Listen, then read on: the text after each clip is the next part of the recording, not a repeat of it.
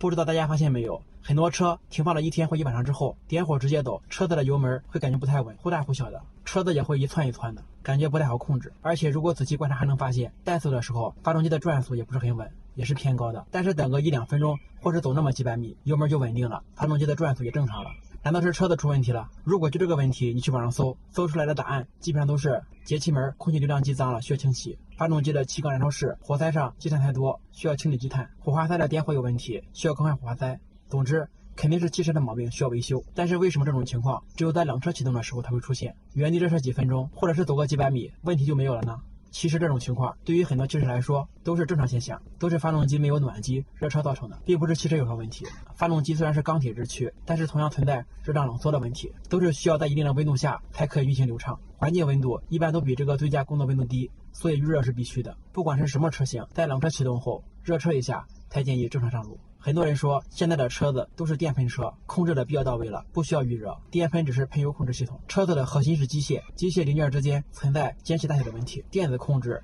只是辅助的精准喷油，并不能彻底解决温差问题，也不能直接解决摩擦带来的副作用。不管是电喷车还是化油器的车，都要预热一下，让发动机处于相对比较理想的温度状态，才能投入正常工作。如果车子放了一个晚上或一个白天，机油都已经回流到了车子的底部。虽然现在的机油控制系统已经比较完善了，但是机油是有粘度的液体，流动起来总需要时间的。如果一着车就盲目的让发动机处于比较高的转速，这时候很多零件之间没有机油的润滑，干磨碰撞比较厉害，对机械零件的寿命会直接带来不好的影响。因为在冷车状态下，汽车启动后需要让发动机尽快进入正常的工作环境，所以冷车启动时，发动机电脑会自动多喷油，通过比正常怠速燃烧更多的燃油来快速提升发动机的水温，让发动机快速进入适合的温度。主要表现就是冷车启动时发动机的怠速会比较高，一般都会超过1000转。当发动机的温度上升到一定的数值之后，怠速就会降低到正常值。在车辆的使用说明书中也都有特别的说明，热车的目的是让发动机的温度达到90度左右，这样整个发动机的内外相对温度接近理想的工作状态。发动机在未达到工作温度之前，其供油系统因为温度比较低，也无法有效的将汽油完全气化，也就造成了发动机气缸内的油气燃烧不充分，我们就会感觉到动力不足。等发动机的温度达到正常的工作温度之后，油气燃烧充分，动力恢复，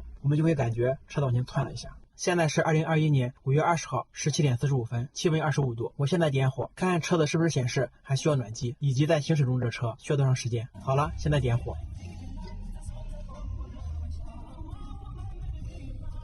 发动机在冷机的时候行驶，油门还真是不太稳，感觉车子一窜一窜的，感觉动力一股一股的。